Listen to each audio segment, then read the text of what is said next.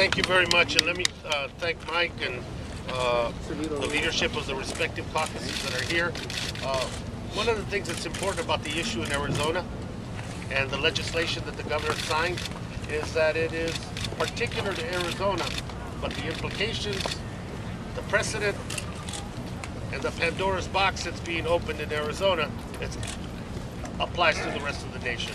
It's a national issue as much as it is an Arizona issue. The litany of things that are wrong with this legislation are many. Constitutional issues, double standards, due process, racial profiling, institutionalized discrimination and prejudice, all part of this legislation.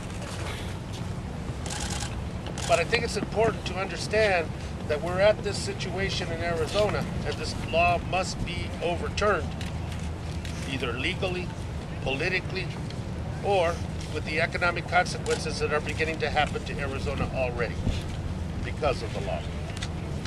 But we're at this point because of the inability and the timid attitude about dealing with comprehensive reform at a national level.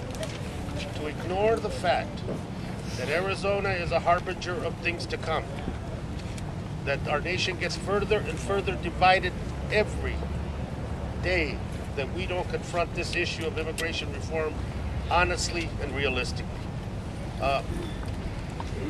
What happened in Arizona is the Constitution of the United States got hijacked by some extremists in the legislature and by the governor.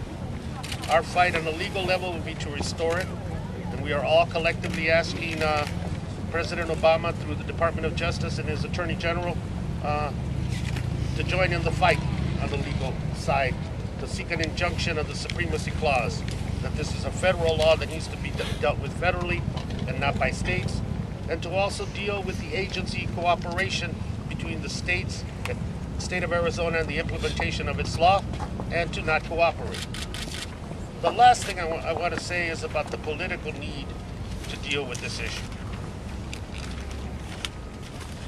Newscasters, that's using the wrong word, entertainment casters on some networks have used the issue of immigration and race as a barometer for their ratings, and that continues to go on and on and on. Politicians on the floor of the House continue to use this issue to exploit and to divide and to drive wedges.